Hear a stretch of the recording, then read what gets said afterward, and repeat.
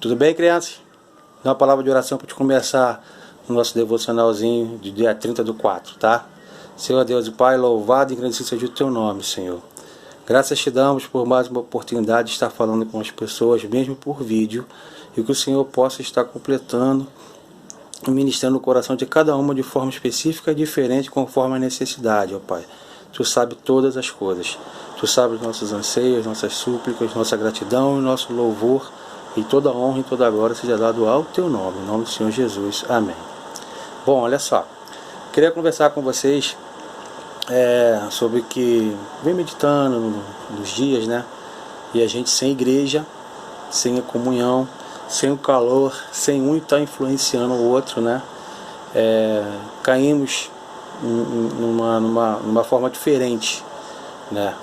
E eu queria trazer uma mensagem, substância pra gente, tá? Bons exemplos, e são exemplos do período da reforma, tá?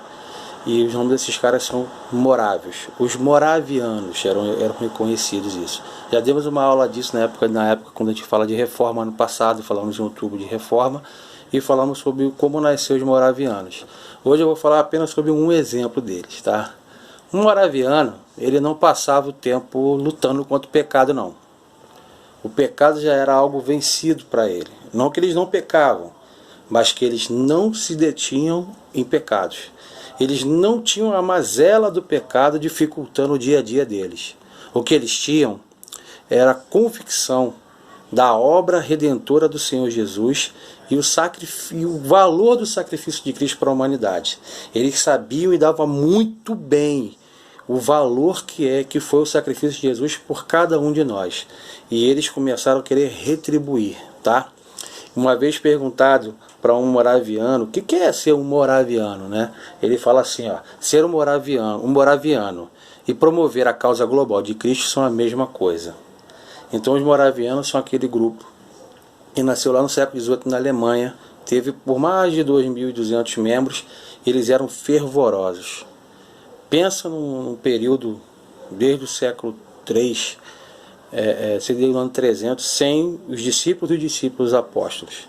Entra a Igreja Católica e entra também todo o clérigo, toda a mazela da tradição católica, tirando a espiritualidade e principalmente tirando a Bíblia do povo e Jesus como o único suficiente Salvador e intermediador de todos nós para com Deus. E aí entra esse povo que botava 24 horas de oração, que fazia vigília, que fazia leitura bíblica em grupo, que se reuniam e louvavam a noite toda em vigília, tá? Na biografia do John Wesley, primeira vez ele sai, John Wesley era um grande missionário, um pastor e metodista, e ele sai da Inglaterra e vai para Havana. Havana não é Cuba, é Estados Unidos. E lá, Savana, e lá ele vai ter um encontro com Cristo lá nesse lugar, no campo missionário. E ele era frio, super teórico, super doutrinário, tinha vários trabalhos de caridade, mas era pouco fervoroso, a ponto de duvidar da própria salvação dele. Se eu morrer, será que eu vou para o céu mesmo ou não? John Wesley saiu de Inglaterra com esse tipo de indagação ainda. E na viagem, ele consta na biografia dele que os moravianos oravam e cantavam à noite, fervorosamente. E aquilo serviu de lição para ele, para a frieza que ele tinha. Crianças, eu vou dizer para vocês, eu aceitei Jesus numa igreja batista e ainda muito tímido. As coisas da igreja batista são bem singelas, você não vai ver grandes movimentos, mas uma coisa, eu fui abençoado. Eu me apaixonei por Jesus. De alguma forma eu me apaixonei por Jesus. E ao longo do tempo Deus me ajudou a essa paixão a aumentar. É necessário que você se apaixone por Jesus. Tipo Daniel, determine assim para você firmemente: eu sou do Senhor e aceito o senhorio dele na minha vida. E esse senhorio de Cristo é o que rege a nossa vida para a gente não cair naquele mal que é dentro de nós, que se opõe a Deus, que o tio sempre fala. E esse mal que está dentro de nós, que se opõe a Deus, que o tio sempre fala, ele está dentro do sistema de regras e costumes que se opõe a Deus, que a Bíblia chama de mundo. Da todo o sistema pecaminoso mundano que promove o mundo pecaminoso, além do ser maligno. Então, quando você tem uma vida fervorosa no Senhor, você deixa tudo que alimenta esses três inimigos, que são as obras da carne, Gálatas 5, 19 até 22 vai falar, e você passa a fazer aquilo que o tio gosta de falar. Você tem duas naturezas dentro de você, a velha e a nova.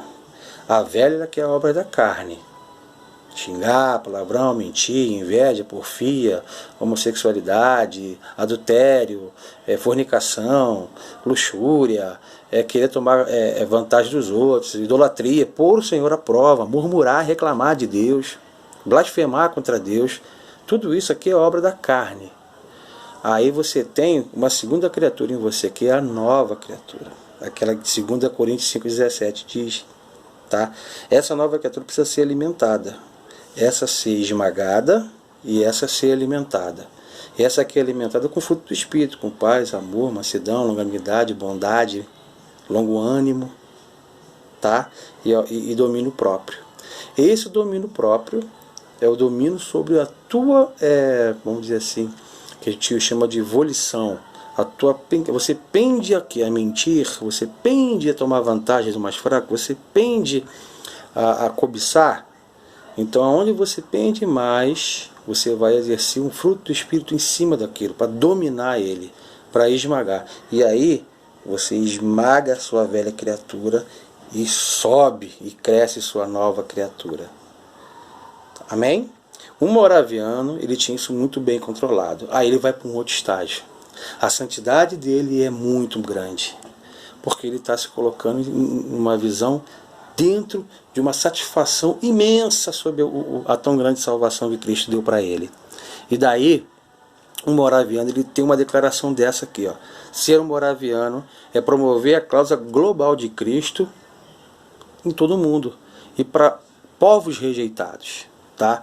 Aí conta uma história aqui de dois moravianos de 20 anos, que eles souberam de uma ilha lá na Índia, tá? Cujo o agricultor, o dono lá, o senhor de escravos, isso foi no século XVIII, tá? Ele era ateu e não recebia nenhum missionário lá.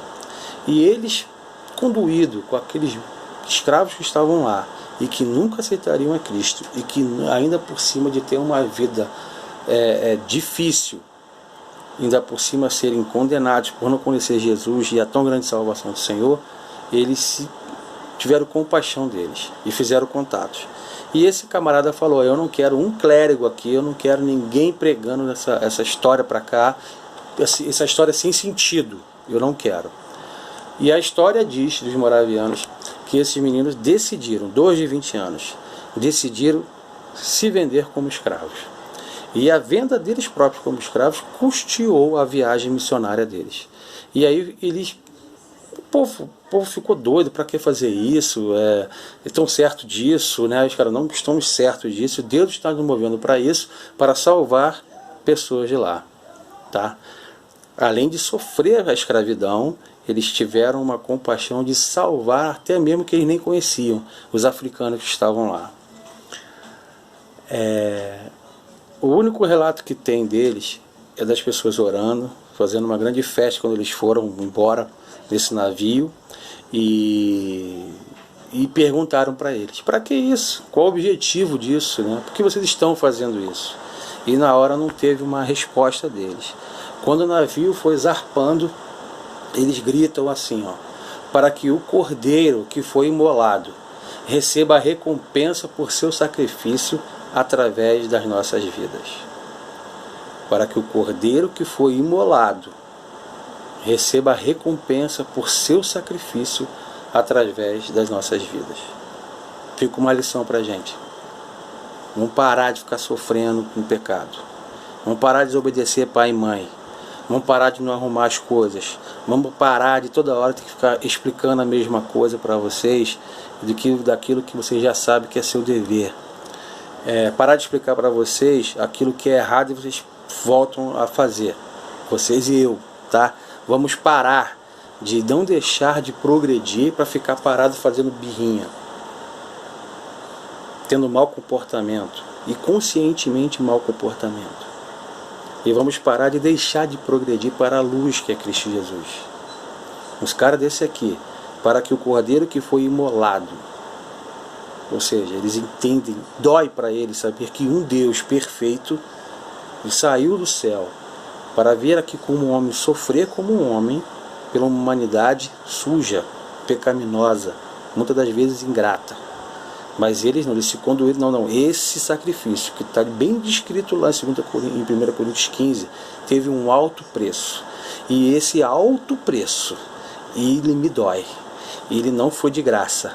E eu preciso fazer isso valer, tá? E a recompensa por seu sacrifício através de nossas vidas. E que através da minha vida, esse sacrifício dele chegue para mais pessoas, abranja mais pessoas, para que a tua misericórdia chegue às pessoas. Porque o Senhor convida as pessoas para aceitar e receber como o único e suficiente Salvador. E essas pessoas que recebem a mensagem necessitam responder também. A Bíblia ensina que a todos quantos receberam, os fez filhos de Deus, 1 João 1,12.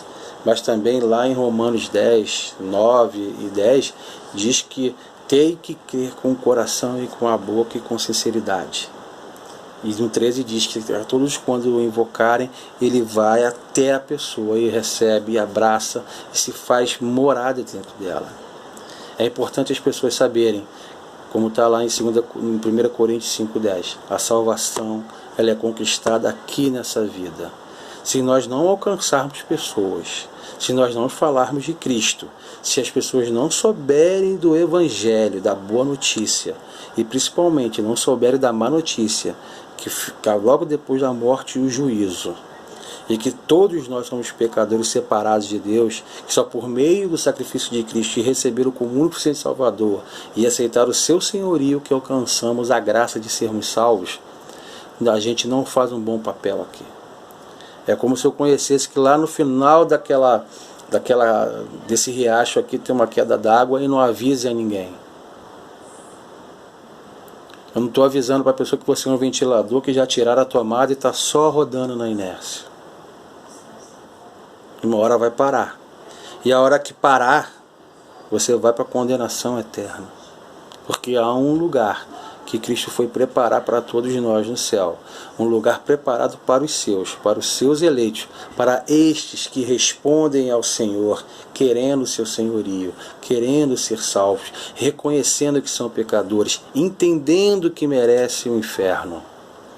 Mas principalmente que recebe Jesus como Salvador e único Redentor de sua vida, aquele que é o único intercessor entre Deus e os homens, aquele que estabeleceu um elo através da palavra dele para nos fortalecer, é aquele que nos adotou na sua família para nós termos o calor de outros crentes, aquele que habita dentro de nós e nos cela, que é o Espírito Santo, nos guiando, nos consertando e nos confortando, ou seja, ele que nos dá todo o recurso para ir até ele próprio. A gente não pode largar. E você não pode, de maneira alguma, ser um muquirana, um babaca que ainda continua rolando na lama como um porco. Que você possa ser limpinho, eu não sei, como a garça, talvez, como aquela brincadeira que tem, a graça da garça que fica no meio da lama, mas não se suja, está sempre branquinha. É por aí mesmo. A gente vai estar aqui nesse mundo, mas não somos desse mundo. Nós somos daquela morada eterna que Cristo preparou para a gente. O propósito de Deus é a vida eterna, João 17,3. E Ele preparou o lugar para a gente, João 14, de 1 a 3. E esse lugar são mansões celestiais. E essas mansões celestiais são para muitas pessoas, mas que necessita que a gente faça o ID, que a gente ore por nações, que a gente envie recursos, que a gente fale, e que você, pela sua rede social, pela sua escola, quando voltar, a oportunidade que você tenha, você fale de Cristo para as pessoas. As pessoas ainda carecem de uma boa notícia, que é o Evangelho Salvador de Jesus, junto com a má notícia, que é que todos pecaram e estão separados da glória de Deus. Que o salário do pecado é a morte, mas o dom gratuito de Deus é a vida eterna. que é conseguida através de uma vida entregue para o senhorio de Cristo. Segui-lo sempre. E que essas pessoas no final tenham uma vida na casa do Senhor, onde ela vai orar, ler a Bíblia e ter comunhão com os santos. Hebreus 10, 24 e 25 nos ensina que erramos se não congregamos. Devemos congregar. E lá na congregação a gente vai ter aula de escola bíblica, a gente vai entender a palavra do Senhor, a promessa do Senhor desde Gênesis 3,5, quando o homem peca, e 3,15 ele define o seu Salvador e vem desenrolando na aliança bíblica até a chegada na plenitude dos tempos do Senhor Jesus. E na plenitude de um outro tempo ele voltará e seremos levados aos céus. A Bíblia diz em 1 Tessalonicenses 4,13 que vai ser um grande estrondo no céu, todo olho verá o Senhor Jesus vindo, cavalgando pelas nuvens, miríades e miríades de anjos, seu cetro de poder, trombetas, e a igreja de Cristo, que já estava no descanso do Senhor, vai ser ressuscitada. E depois a igreja viva será levada aos céus para o encontro do Senhor. E depois de toda a humanidade, o juízo de Deus, toda a destruição, porque a Bíblia diz que vai ser destruído, vai ter um novo céu e nova terra. A corrupção que houve no passado, tanto do diabo que tirou um terço dos demônios, como da terra que foi corrompida, a terra e até a natureza, a gente está vendo hoje aqui, tem imagens no Zap aí, dos fundos da Baía de Guanabara, dos fundos do aeroporto Santos Dumont da Baía de Guanabara, água cristalina, tartarugas ali. Absurdo isso, falar isso para vocês no passado. A gente passou a Olimpíada aí que, mesmo pagando vários barquinhos para limpar a lagoa, ela não ficou sem lixo e muito menos clarificada. A natureza está se recuperando agora, porque vários estabelecimentos que só ganham dinheiro, que poluem, estão parados. Novo céu e nova terra. E lá não vai ter templo. Não seremos separados do Senhor de maneira alguma. É o ápice, é a perfeição. E é isso que nos espera. A eternidade com Deus e Jesus e o Espírito Santo. Que vocês possam ter esse lema também em mente. Para que o Cordeiro que foi imolado receba a recompensa por seu sacrifício através das nossas vidas. Pai, que isso seja uma verdade em nossos corações. Que nós possamos falar de Cristo mais e mais. Que nós possamos, a todo momento, Senhor, estarmos cheios da Tua palavra, cheios do Teu poder, cheios de temor e tremor, vibrante, Senhor, como os moravianos, para representá-lo bem aqui na terra, como embaixadores seus, ó Pai. Em nome de Jesus. Amém. Chuva de bênção.